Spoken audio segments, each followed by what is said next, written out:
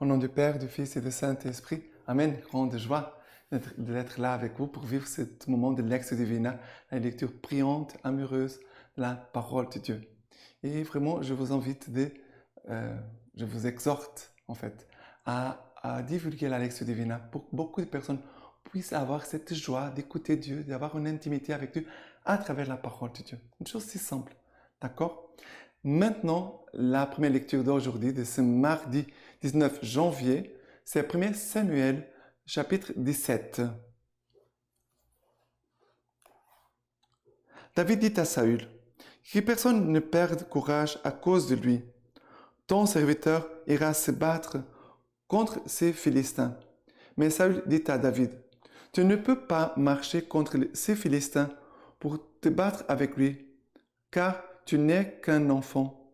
Et lui, il est un homme de guerre depuis sa jeunesse. » David dit encore au Seigneur, le Seigneur m'a arraché aux griffes du lion et de l'ours, m'arrachera de la main de ces Philistins.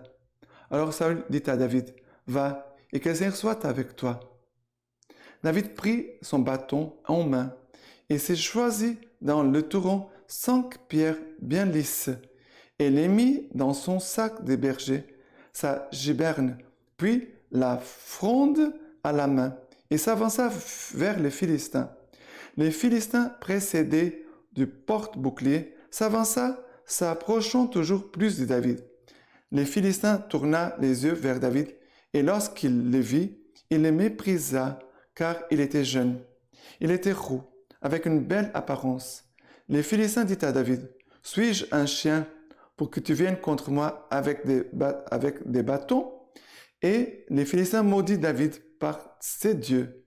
Les Philistins dirent à David, « Viens vers moi, que je te donne ta chair aux oiseaux du ciel et aux bêtes des champs. » Mais David répondit aux Philistins, « Tu viens vers moi avec une épée, une lance et une cimeterre. Mais moi, je viens vers toi au nom du Seigneur Sabaoth, le Dieu des lignes d'Israël, à qui tu as lancé un défi. Aujourd'hui, le Seigneur te remettra en ma main. Je t'abattrai, je te couperai la tête. Et aujourd'hui même, je donnerai les cadavres du camp philistin aux oiseaux du ciel et aux bêtes sauvages. Toute la terre saura qu'il y a un Dieu en Israël. Et toute cette assemblée saura que ce n'est pas par l'épée ni par la lance que le Seigneur donne la victoire. Car le Seigneur est maître du combat. Il vous livre entre nos mains. » Lorsque les Philistins se dressa pour s'approcher toujours plus de David, celui-ci courut rapidement hors des lignes à la rencontre du Philistin. Il mit la main dans son sac et prit une pierre, la lança avec la fronde et atteignit les Philistins au front. La pierre s'enfonça dans son front et il tomba la face contre terre. Ainsi David triompha du Philistin avec la fronde et la pierre. Il abattit les Philistins et les fit mourir. Il n'y avait pas d'épée dans la main de David. David courut et se tint debout sur les Philistins. Il lui prit son épée et, la tirant du fourreau, il acheva les Philistins, et avec elle, il lui trancha la tête. Les Philistins, voyant que leur héros était mort, s'enfuirent. Voilà ici comment Dieu peut se prendre. Et dans l'histoire de l'Église, jusqu'à aujourd'hui, c'est comme ça. Dieu va se servir de personnes comme David, des petits, devant des hommes de cette terre grands, et ces hommes, des femmes de Dieu vont être mépris, mais c'est par eux que le Seigneur va manifester sa force. Dieu choisit des pauvres, des petits, des hommes humbles, pour manifester sa force, sa grâce, sa puissance. Et nous voyons qu'au début, Samuel essaye d'éloigner David de ce combat. Mais David, il dit, mais il faut que j'aille. Dieu, comme il m'a toujours sauvé, il va aussi me sauver dans ces combats. Comme Dieu a toujours m'aidé Dieu aujourd'hui aussi va m'aider. Et après, Samuel va les bénir en lui disant, va et que le Seigneur soit avec toi. Et après, on voit le moment de combat. Et là, les Philistins qui regardent David, qui va les mépriser, les Philistins vont même maudire David. Et parfois, il y a des gens qui disent, ah, personne ne m'a maudit. Ils vont avoir peur parce que personne ne m'a dit telle parole. Regarde la réaction de David. Hein. Devant toutes les mauvaises paroles qu'il a entendues de Philistins, de Goliath. Il a entendu de très mauvaises paroles, a été maudit. Après, il va pleurer, il va se mettre dans un coin en tremblant. Non, il dit, je m'en fous. Je m'en fous de tout ça. Parce que mon Dieu est avec moi, Dieu me bénit, c'est cela qui compte. Mais et parfois, il y a des gens qui tremblent. Parce que personne ne m'a dit telle chose, telle personne dit qu'il va faire telle chose. Mais si Dieu est avec nous, Dieu Tout-Puissant est en nous, avec nous, alors les démons, les choses du monde ne sont rien.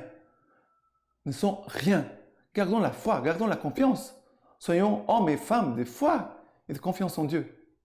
Écoutez la voix du Seigneur. Attachez-vous au Seigneur. C'est lui qui nous donnera la force pour dépasser beaucoup et beaucoup de combats que nous allons passer, par lesquels nous allons passer, mais que le Seigneur, par sa puissance de sa croix, nous a déjà donné la victoire. D'accord? Voilà. Maintenant, le psaume d'aujourd'hui, c'est le psaume 144. Béni soit le Seigneur, mon rocher, qui instruit mes mains au combat et mes doigts pour la bataille. Mon amour est ma forteresse, ma citadelle est mon libérateur. Mon bouclier, en lui je m'abrite, et range les peuples sous moi. Ô Dieu, je te chante un chant nouveau, sur la lyre à des cordes, je joue pour toi, toi qui donnes au roi la victoire, qui sauve David, ton serviteur. Alors, le Seigneur, béni soit le Seigneur qui instruit mes mains au combat. Comment le Seigneur nous instruit nos mains au combat? Par la parole de Dieu, par l'accompagnement spirituel, par la lecture de la vie des saints, mais surtout la parole de Dieu. La parole de Dieu, c'est l'épée pour le combat. Saint Paul nous enseigne cela, Saint Paul. Et aussi Jésus, quand Jésus va être tenté, Jésus va combattre avec la parole de Dieu. Vraiment que la parole de Dieu soit notre force, notre bouclier, notre abri, notre forteresse, notre amour, notre bouclier. Voilà, que la parole de Dieu soit tout cela pour nous aujourd'hui. Et maintenant, l'évangile d'aujourd'hui, c'est Marc chapitre 3 à partir du verset 1. Il entra de nouveau dans une synagogue. Il y avait là un homme qui avait la main desséchée. Et ils l'épiaient pour voir s'il allait les guérir le jour du sabbat, afin de l'accuser. Il dit à l'homme qui avait la main sèche, « Lève-toi là au milieu. » Et il leur dit, « Est-il permis le jour du sabbat de faire du bien plutôt que de faire du mal, de sauver une vie plutôt que de la tuer ?» Mais eux se taisaient, promenant alors sur eux un regard de colère, navré de l'endurcissement de leur cœur. Il dit à l'homme, « Étends la main. » Il l'étendit, et sa main lui fut remise en état. Étant sortis, les pharisiens tenaient aussitôt conseil avec les Hérodiens contre lui en vue de le perdre. Ça veut dire, Jésus est en train de faire un bien et les gens vont vouloir le tuer. Et malheureusement, on voit ça aussi dans le monde. Il y a des gens qui font des biens, qui veulent vraiment apporter Jésus, donner Jésus aux âmes, mais il y a toujours d'autres personnes, les amis de démons, qui se mettent debout aussi pour les empêcher. Voilà, c'est notre combat, c'est le combat de nous tous, mais que le Seigneur nous garde persévérants et fidèles à faire sa volonté. Jésus est venu pour faire la volonté du Père. Jésus l'a accompli jusqu'au bout. Que nous puissions aussi accomplir la volonté du Père, il l'a accompli jusqu'au bout. Et non pas seulement quelques jours ou quelques années. Mais qu'est-ce qui se passe? Jésus va appeler cet homme, mets-toi ici au milieu. Jésus va demander, étends la main. Ça veut dire, montre ton infirmité, montre montre ta maladie, montre ta faiblesse, montre-toi, ne cache pas, ne cache pas. Il y a beaucoup de gens qui cachent le mal, qui cachent leurs péchés, qui cachent leur fragilité, ne montrent pas. Et ça, c'est très dangereux parce qu'après, tout ce que tu caches, les démons vont se servir, les démons vont t'attaquer. C'est pour ça que nous devons avoir une vie transparente, une vie de vérité devant Dieu, mais aussi devant les hommes. Ça veut dire devant ton accompagnateur spirituel, devant ton confesseur, tu dois dire les choses clairement. Il ne doit pas cacher rien. Dis les choses clairement. Et ton accompagnateur, ton confesseur t'aideront vraiment à te guérir, à te fortifier. Comme Jésus a fait avec cet homme. Jésus demande, étend la main, l'homme va obéir, et sa main fut remise en état. Voilà. Que le Seigneur veut vraiment faire des œuvres de guérison et de libération, de délivrance en nous. Maintenant, de comment le don de la fidélité, la joie de la persévérance. Voilà, cherchez ces deux comment. Numéro 29. Persévérer dans la fidélité. Pardon, 31. Numéro 31. Marie, modèle de persévérance. La Vierge Marie est constamment indiquée comme modèle et soutien de cette persévérance dans la fidélité des personnes consacrées. Saint Jean-Paul II l'invoque dans la conclusion de l'exhortation Redemptionis dans nous. Parmi toutes les personnes consacrées, sans réserve à Dieu, elle est la première. Elle, la Vierge de Nazareth, est aussi la plus totalement consacrée à Dieu, consacrée de la façon la plus parfaite. Persévérez dans la fidélité à celui qui est fidèle et efforcez-vous de chercher un soutien tout à fait spécial en Marie. Elle a été appelée par Dieu à la communion la plus parfaite avec son Fils. Qu'elle soit aussi, elle, la Vierge fidèle, la mère de notre cheminement évangélique, qu'elle vous aide à expérimenter et à montrer au peuple, au monde, la fidélité infinie de Dieu même.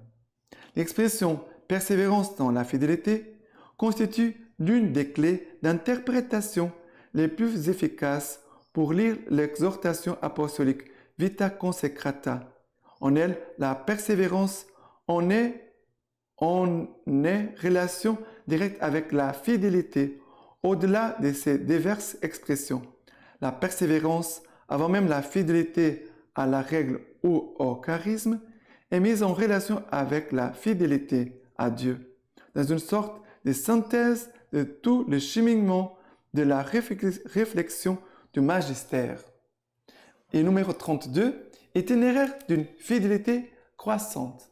Ça veut dire la fidélité doit grandir. La fidélité de Dieu envers chaque homme et chaque femme se manifeste dans la créativité tout au long de l'histoire du salut. Par conséquent, même notre fidélité, elle est contraire de quelque chose de fixe. Elle est appelée à être dynamique, comme le souligne avec force Vita Consecrata. Ce que l'on veut conserver est continuellement actualisé. La fidélité se conjugue donc avec la créativité. Quelque chose doit changer et quelque chose doit être maintenu. Il est important de discerner ce qui doit rester dans la persévérance de ce qui peut et doit changer. Tel est le sens de la vocation à la vie consacrée, une initiative qui vient tout entière du Père, qui demande à ceux qu'il a choisis la réponse d'un don total et exclusif. Une expérience de cet amour gratuit de Dieu est à ce point intime et forte que la personne comprend qu'elle doit répondre par un don inconditionnel de sa vie, en consacrant tout à ce moment-là et pour l'avenir entre ses mains, répondre d'un don inconditionnel et aussi en consacrant tout à ce moment-là et pour l'avenir, ça veut dire pour toujours, entre les mains de Dieu. Si la fidélité définitive à la communion d'amour avec le Père signifie fidélité à la vocation, à la consécration et à la mission reçue de ce même Père, la fidélité au Christ se fonde non seulement sur le baptême, mais sur l'alliance sponsale. Nous pouvons dire, écrivait encore Saint Jean-Paul II dans Vita Consecrata, que la vie spirituelle, comprise comme la vie dans le Christ et la vie selon l'Esprit, se définit comme un itinéraire de fidélité croissante où la personne consacrée est conduite par l'Esprit et configurée par lui au Christ, en pleine communion d'amour et de service dans l'Église. Être comme lui passe avant tout autre service et toute action. C'est pourquoi la fidélité au Christ des consacrés et des consacrés leur permet de devenir jour après jour le prolongement dans l'histoire de la présence spéciale du Seigneur ressuscité. Ça veut dire, par notre fidélité, nous, les prêtres, les consacrés, spécialement, mais tous les chrétiens, on prolonge dans l'histoire la présence spéciale du Seigneur ressuscité. C'est magnifique. C'est dans la fidélité à l'Esprit Saint que chaque consacré peut être toujours plus fidèle à son identité, dans la mesure où la virginité pour le royaume constitue le reflet de l'amour infini qui relie les trois personnes divines dans la profondeur mystérieuse de la vie trinitaire. Amour dont témoigne le Verbe incarné jusqu'au don de sa vie.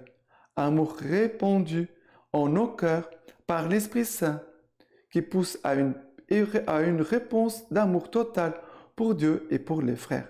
Voilà que comme ici notre virginité, notre chasteté, notre vie de pureté, voilà, je parle pour tous les hommes, les jeunes, les prêtres, les consacrés, par notre virginité, par notre chasteté, par notre célibat, on dit, et il nous dit ici, on témoigne le Verbe incarné jusqu'au don de sa vie, amour répandu en nos cœurs par l'Esprit Saint, qui pousse à une réponse d'amour total pour Dieu et pour les frères.